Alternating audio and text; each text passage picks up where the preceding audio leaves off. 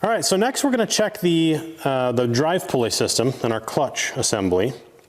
We're going to start by checking the lower pulley, and we're going to again shake that a little bit, and we're feeling along the sheaves themselves. Each one of these belts rides within a groove.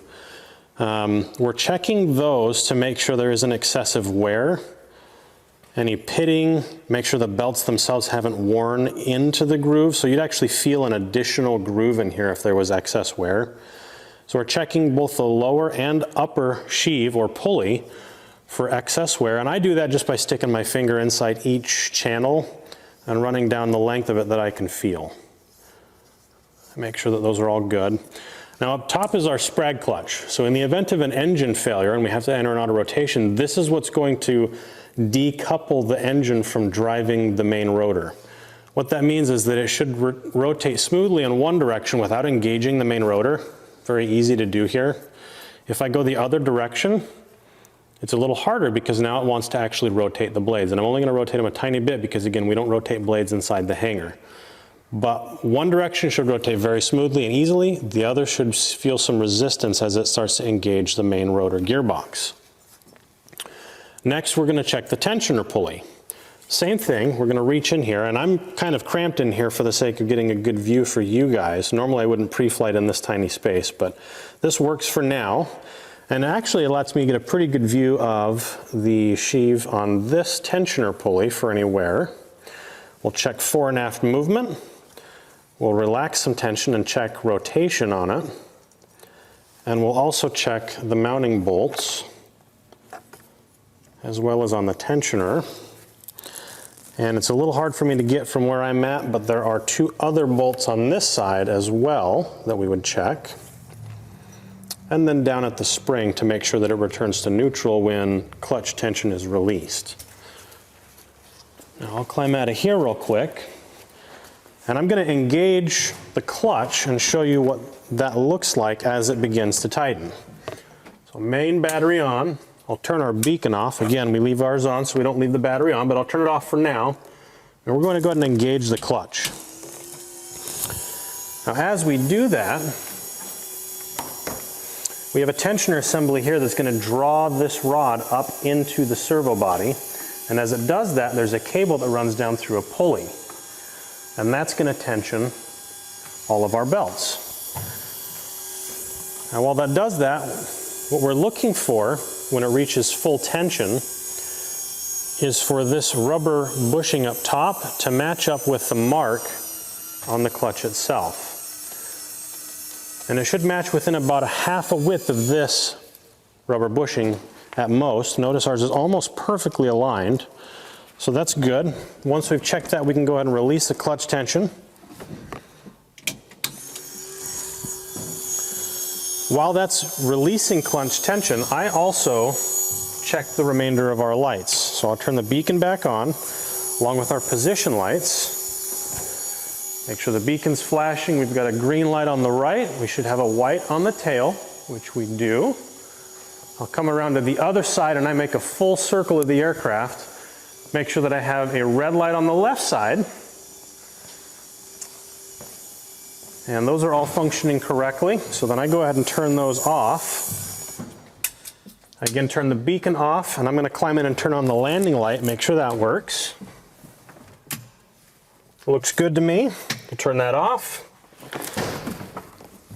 For us, I'll turn our beacon back on, and then battery back off so that we don't drain the battery.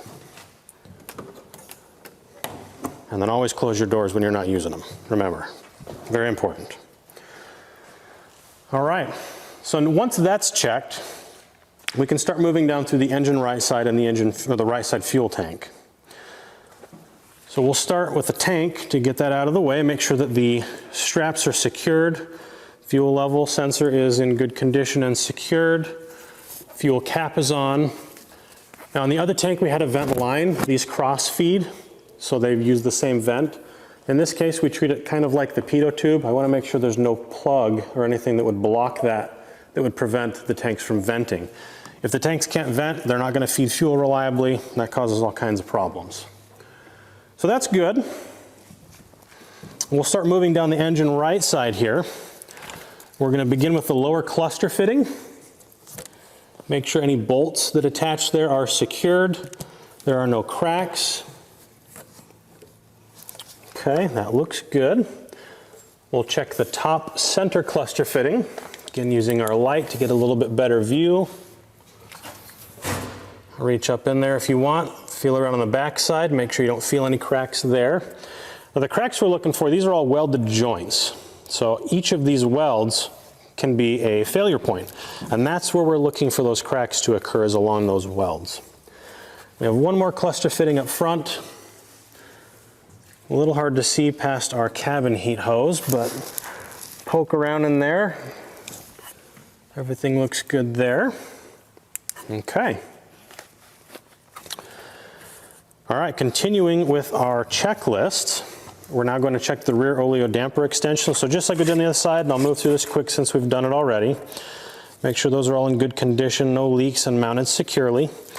Drag strut rotates freely, no bend. Bolts are secured. And front oleo, same thing, check for extension, leaks, security of the skirt with zip ties, and bolts. So those all look good. Next, we're going to check for any leaks. Now on this side of the engine, this is one of the areas that differs. We do have an oil cooler here. And this is also where our cabin air heat comes from. So I want to check all these lines, and I feel all of the joints because that's where they'll leak from first. And then I follow them down with my hand. Again, a little bit of oil on there is normal. There's an old joke in aviation that if an aircraft is leaking oil, you know it has oil. Obviously, we want that to be within check, but a little bit is normal. Next, we also have fuel lines. So same thing, I'll feel the fittings first, work my way down. I'm feeling for moisture, any accumulation. This is one of our vent or sump lines. These two lines go to one of the fuel pumps we have, and then to a gas collator or strainer, which filters our fuel.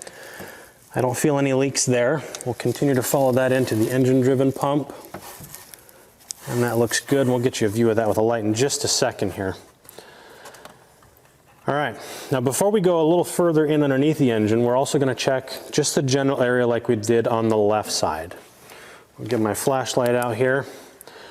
We're just going to look for security of bolts, nuts, and screws. Make sure these covers are in place.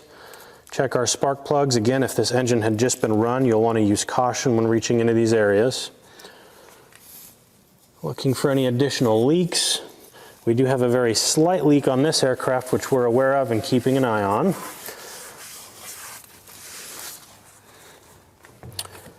I then open the cabin door and verify that our cabin heat works correctly, which is this valve down here. So we'll then pull that out and make sure that the valve opens and then closes.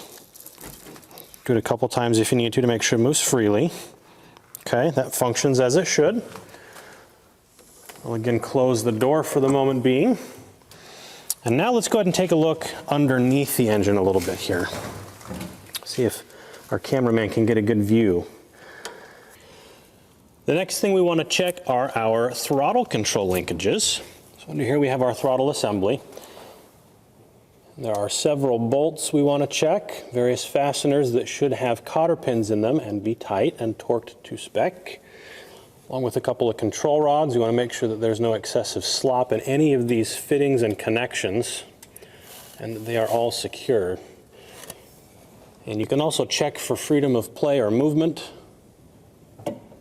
Make sure it returns back to its original position and travels freely. We're also going to inspect the fuel pump for any leaks. There's a little bit of oil in this engine. It's perfectly normal. Seeping is okay. A drip type leak is not. So if you see a little bit on the engine, that's okay. But if it's a constant drip or it's leaking a lot of oil, you definitely want to get that looked at.